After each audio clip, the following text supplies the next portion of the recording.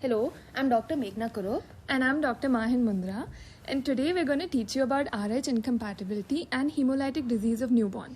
We're going to give you a management algorithm, what to do when a patient comes to you with RH incompatibility. Okay, so we have many types of blood groups. So there are some people who have RH positive blood, as in they have the D antigen. They have the D antigen, which means that they are RH positive. Example, A positive blood and B positive blood. So on the RBCs, they have something called the D antigen. But then there are some people who do not have this D antigen, and they are called RH negative people, like A negative and B negative. But remember that in both these cases, there is no anti-D in the plasma. So they have so RH positive people have D antigen, RH negative people don't have a D antigen, and neither of them have an antibody in the plasma. They also have the C and E antigens for the RH gene, but those don't play a significant role in incompatibility. So we're only going to be talking about the D antigen. Now let's talk about what exactly is RH incompatibility. So we're going to assume for our case that the mother is RH negative. If she is positive, then all of this doesn't even happen, so we don't have to worry about that. If the mother is RH negative, what are the possibilities? Now the father can either be a double dominant or have a heterozygous D dominant and D recessive gene. In both of these cases, the baby has a risk of inheriting one dominant D antigen gene, and hence the baby will also have an RH positive blood group. But if the father also has a RH negative blood group, then the baby has no risk of having a positive blood group, in which case again we don't have to worry about incompatibility. So the important thing to remember is at the first visit, a mother who's coming to you with RH negative blood group, you must immediately check the father's blood group. Okay, so now we will talk about the woman's first pregnancy.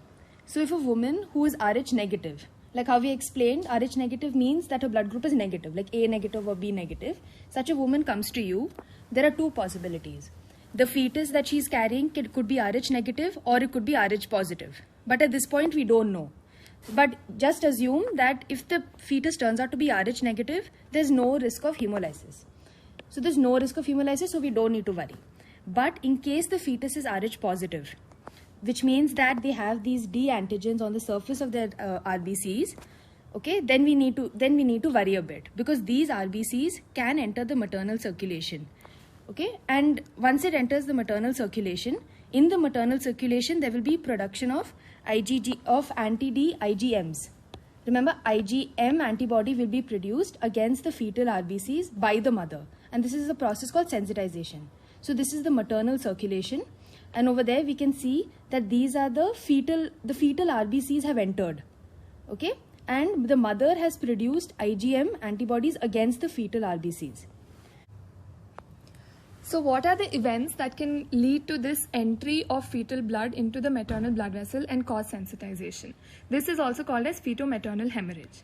So these are the events. The first and most important is delivery, which most pregnancies will end at delivery, and during that there is separation of the placenta from the uterine wall, which leads to mixing of the blood.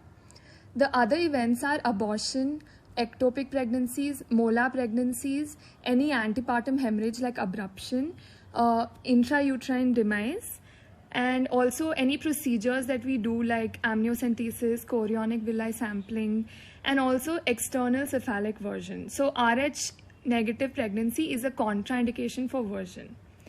So now you need to remember that IgM antibodies cannot cross the placenta in the first pregnancy. So that's why the first RH positive baby is not going to be at risk of hemolysis. So as of now we are not concerned, but we need to remember that the mother might have been sensitized. Okay, so now we come to the second pregnancy. In the second pregnancy, the memory B cells of the mother, they form IgG antibodies. So before they were IgM antibodies, but now we have IgG antibodies.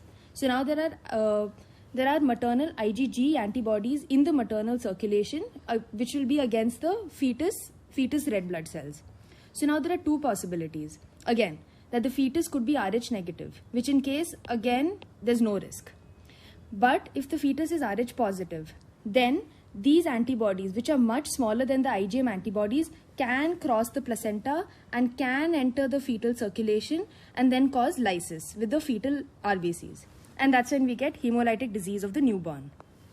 So there are 3 different grades of hemolytic disease of newborn, also known as HDN.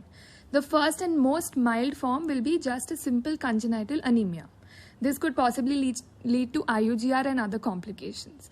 The second one is called as icterus gravis neonatorum, which means that the baby has jaundice and other constellation and signs of hemolysis.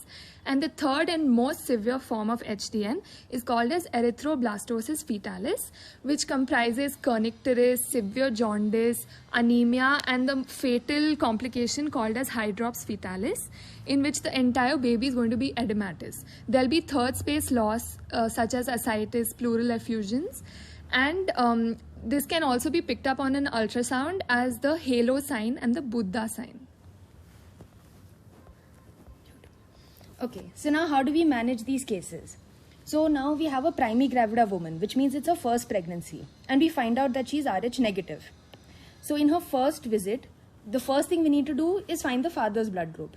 Because if it is negative, then we have no problem, as that the baby will also be negative. So we will manage it as a routine case. In case the father is positive, which means we need to consider the possibility that the fetus is also going to be positive. So we need to advise the need for 300 micrograms of anti-D intramuscularly at 28 weeks of gestation.